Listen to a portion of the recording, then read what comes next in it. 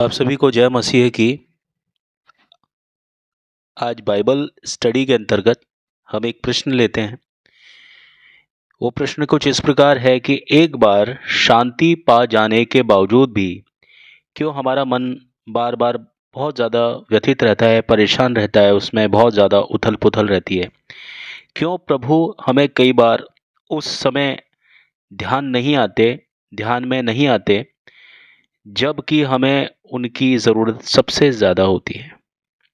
तो उपरोक्त प्रश्न का जवाब बाइबल के अनुसार इस प्रकार है कि मनुष्य का जो स्वभाव है वो अस्थिर है। बाइबल कहती है कि मनुष्य का मन छलपूर्ण और कपटी होता है। यिर्मयाह 17 में पद संख्या 9। शांति के समय हम संसार के भौतिक सुखों और चिंताओं में उलझ जाते हैं, जिससे हमारा ध्यान परमेश्वर की ओर से हट जाता है। इसमें विश्वास की कमी भी बताई गई है।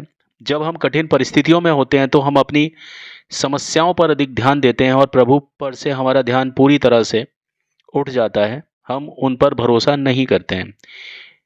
इस पर बाइबल हमें सिखाती है कि अपने सारे मन से यहोवा पर भरोसा रख और अपनी समझ का सहारा न ले। नीति वचन 3 में पद संख्या 5। इसमें जो अगली बात है वो है अनुशासन, यानी आत्मिक अनुशासन की जब कमी हो जाती है तो भी ऐसी स्थिति पैदा होती है।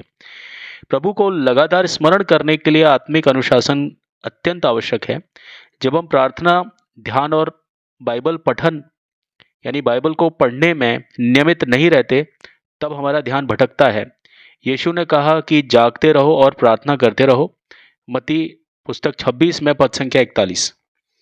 फिर है, प्रभु कभी कभी हमारे विश्वास को परखने के लिए हमें कठिन समय से गुजरने देते हैं। तुम्हारा विश्वास परखा जाए जिससे तुम्हें महिमा और आदर प्राप्त हो। 1 पतरस 1 में पद संख्या 7। यह समय हमें सिखाने के लिए होता है कि केवल परमेश्वर ही हमारी सच्ची शांति का स्रोत है। इसके अलावा शैतान का उद्देश्य हमें परमेश्वर से दूर करना होता है। बाइबल ये कहती है कि शैतान गरजने वाले सिंह के समान चारों ओर घूमता है कि किसे फाड़ खाए। 1 पतरस में 5 पद संख्या 8। जब हमारा ध्यान प्रभु से हटता है तो वह हमें भ्रमित और अस्थिर करता है। इसका समाधान यह है कि प्रभु को हर समय स्मरण करें, उन्हें याद करें, सदैव आनंदित रहें, निरंतर प्रार्थना करें, हर बात में धन्यवाद करें।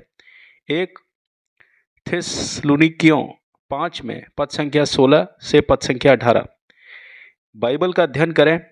तेरा वचन मेरे पाँव के लिए दीपक और मेरे मार्ग के लिए उजाला है। भजन संहिता 119 में पद संख्या 105। जो मन आत्मा के वश में रहता है वह जीवन और शांति है। रोमियो 8 में पद संख्या 6।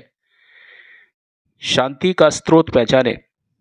यीशु ने कहा, मैं तुम्हें शांति दिए जाता हूँ, जैसे संसार देता है वैसी नहीं। यूहन्ना 14 में पद संख्या 27। ध्यान और मनन करें। चुप रहो और जान लो कि मैं ही तुम्हारा परमेश्वर हूँ। भजन संहिता 46 में पद संख्या 10। जब हम नियमित रूप से प्रभु से जुड़ते हैं और अपना ध्यान उनकी ओर केंद्रित करते हैं तो हमें सच्ची शांति और स्थिरता तब जाकर के मिलती है। इन वचनों के जरिए परमेश्वर आपको बहुतायत से आशीष दें। आमीन।